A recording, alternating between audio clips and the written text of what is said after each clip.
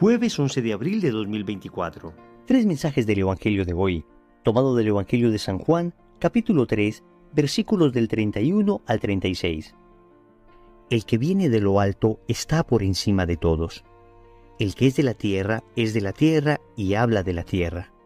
El que viene del cielo está por encima de todos. De lo que ha visto y ha oído da testimonio, y nadie acepta su testimonio. El que acepta su testimonio certifica que Dios es veraz. El que Dios envió habla las palabras de Dios porque no da el Espíritu con medida. El Padre ama al Hijo y todo lo ha puesto en su mano. El que cree en el Hijo posee la vida eterna. El que no crea al Hijo no verá la vida, sino que la ira de Dios pesa sobre él. Palabra del Señor, gloria a ti, Señor Jesús. Hoy tenemos un evangelio bien especial, un evangelio que nos habla de la veracidad de Dios, un evangelio que manifiesta con claridad que Dios siempre dice la verdad. Dios no se engaña ni engaña a nadie. No se engaña porque en Él no puede haber error, ni engaña a nadie porque en Él no puede haber maldad. Dios es veraz. Vamos con tres mensajes de este evangelio. Primero, nuestra patria es el cielo. Segundo, ¿hablas el lenguaje de Dios? Tercero, ¿qué es la ira de Dios? Vamos con el primer punto. Nuestra patria es el cielo. El Señor habla de los que viven de cara al cielo y de los que viven de cara a la tierra. Los que viven de cara a la tierra hablan de cosas de la tierra. Los que viven de cara al cielo, es decir, de rostro al cielo, haciendo las cosas para la eternidad, entonces hablan las cosas del cielo. La pregunta es, ¿entendemos nosotros que nuestra patria es el cielo? Corremos el grave riesgo de olvidarnos que nuestra vida terrena es transitoria. Por muchas comodidades que logremos, por muchos avances científicos, por muchas felicidades humanas que experimentemos, incluso las más legítimas, sabemos que nuestra patria en la tierra es temporal. Y no podemos perder de vista aquello que la Salve insiste. Nos dice la Salve que nosotros somos desterrados hijos de Eva.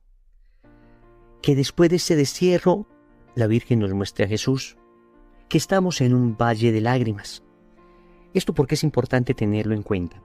Porque realmente la plenificación del hombre se dará en la eternidad.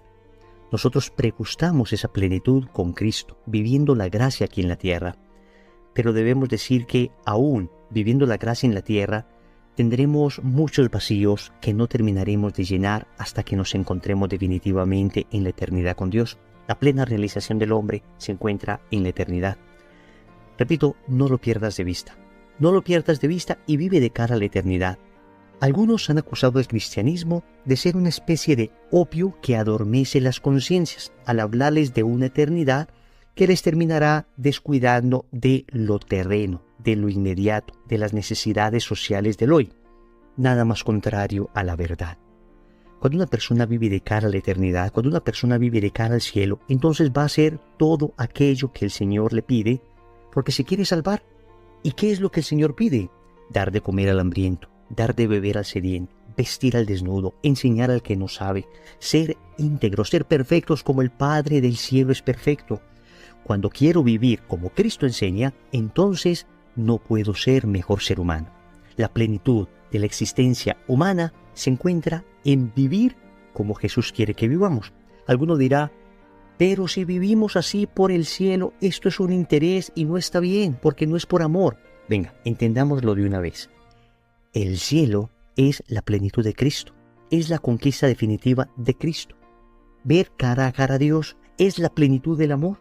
Entonces, no es un interés más allá del único verdadero interés que puede tener un ser humano, y es conquistar a Cristo definitivamente. Entonces, ¿hacemos todo esto por interés del cielo? Sí, porque el cielo es Cristo, porque la plenitud de la felicidad se encuentra en Él. No lo olvides, tu patria es el cielo. Segundo, ¿hablas el lenguaje de Dios? El Señor dice que quien viene del cielo habla palabras de Dios. ¿Y tú y yo hablamos el lenguaje de Dios o el lenguaje del mundo? El lenguaje de Dios es un lenguaje de verdad. El lenguaje del mundo es un lenguaje de mentira. El lenguaje de Dios es un lenguaje de bondad. El lenguaje del mundo es un lenguaje de egoísmo. ¿Tú qué lenguaje hablas? Para hablar el lenguaje de Dios se necesita tener el Espíritu Santo sin medida, como lo dice el Señor en el Evangelio. Es decir, tener el Espíritu Santo de manera desbordante. El mismo San Juan dice en su Evangelio, en el capítulo 1, versículo 16, que de Cristo hemos recibido la plenitud. Participamos de su plenitud. ¿De qué plenitud? De la plenitud del Espíritu. Cuando una persona está llena del Espíritu Santo, cuando una persona de verdad tiene en su corazón a Dios, es que se le nota hasta en la manera de hablar, se le nota en la manera de caminar, se le nota en la manera de mirar, se le nota en la manera de corregir, se le nota en la manera de aceptar las correcciones. Es una persona que respira a Dios, es una persona por cuyos poros se nota a Dios.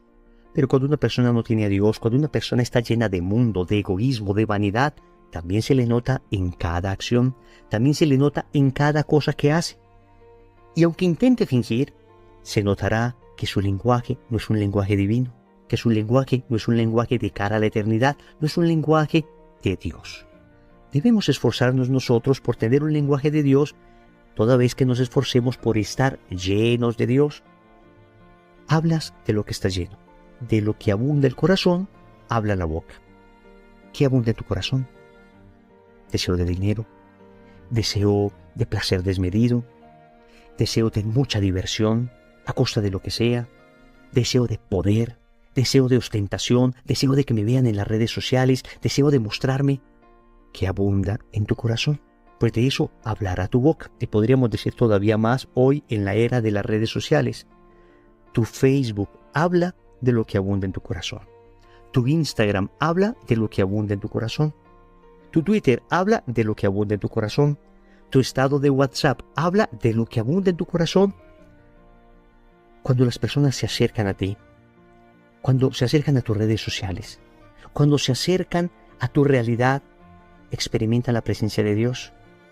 Esto es una exhortación que nos debemos hacer todos. Acá nadie puede señalar al otro diciendo, yo sí muestro a Dios, tú no muestras a Dios. Ese que diga eso es el que más necesita de Dios. Tal vez somos nosotros, los que llevamos un tiempo caminando en las cosas de Dios, los que más debemos evaluarnos y preguntarnos si en verdad hablamos las cosas de Dios, hablamos el lenguaje de Dios, o terminamos nosotros hablando de nosotros mismos mientras maquillamos lo que decimos para que parezcan cosas espirituales. Tercero, ¿qué es la ira de Dios? En el Evangelio, el Señor termina diciendo que aquel que no cree en el Hijo del Hombre, es decir, en Jesús, pues tiene sobre él la ira de Dios. ¿Y qué es esto de la ira de Dios? ¿Qué es esto de la justicia divina que evidentemente aparece en la Escritura? Saben ustedes que Dios es por naturaleza misericordioso. La misericordia define la naturaleza misma de Dios. Y sin embargo, tenemos que aceptar la Escritura completa. No como nos gustaría que estuviera, sino como es. Y en la Sagrada Escritura se habla de la ira divina. Se habla de el juicio de Dios. Pero esto tenemos que entenderlo adecuadamente para no ir a suponer que la ira de Dios, el juicio de Dios, es parecido a la ira humana o al juicio humano. Nosotros los seres humanos juzgamos, tenemos iras, tenemos rabias, tenemos venganzas desde nuestro orgullo, desde nuestra soberbia, desde nuestra falta de criterio, desde nuestro juicio desequilibrado. En Dios, en cambio, su justicia es perfecta. ¿Y en qué consiste esto de la justicia divina? Uno pensaría que la justicia divina es una intervención directa con un castigo inmediato a todos los que hacen mal. Pero la realidad es que no es así. La experiencia nos muestra que hay gente que hace mucho mal y sin embargo no pareciera recibir un castigo inmediato de Dios. Hay un famoso expastor protestante llamado Scott Hahn que explica esto de la justicia divina de una manera que se me hace muy comprensible. Y así dice que la ira de Dios o la justicia de Dios o los castigos de Dios consisten básicamente en dejar que nosotros paguemos las consecuencias de nuestras propias acciones.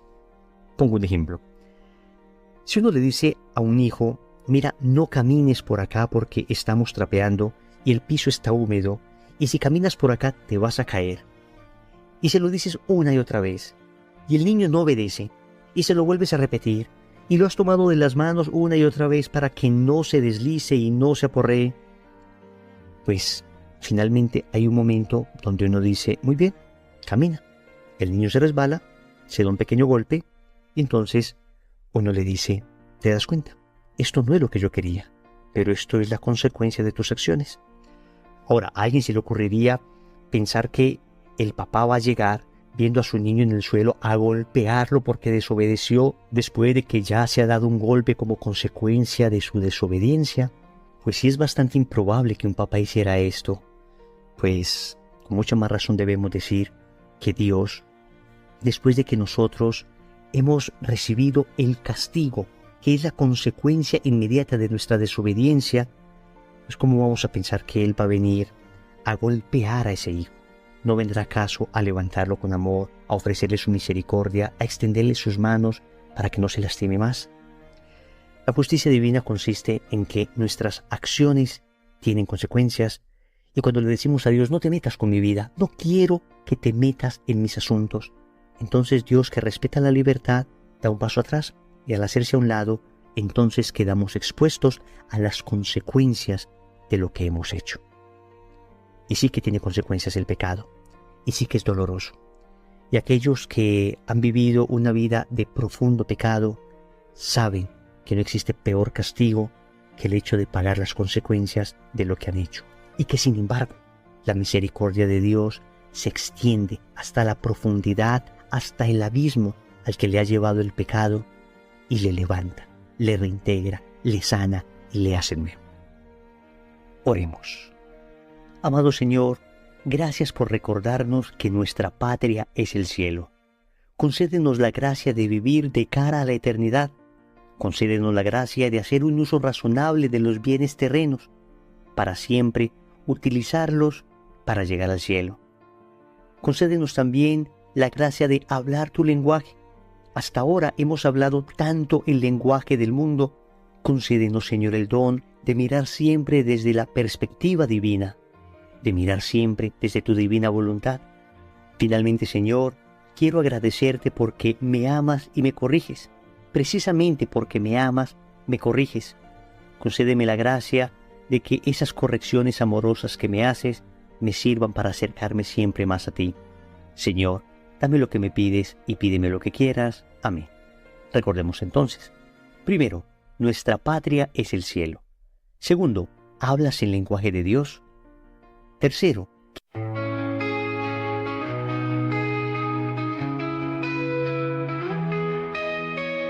Lost in the rhythm of the wind, streams whisper secrets to my soul. In a world of alternative rock where indie rock takes control, our rock paints a picture so vivid. A female vocals sing so sweet, melodic tones that captivate. In this experimental retreat, deep within the music's embrace, I find solace in this space, where the lyrics intertwine with the beats of time.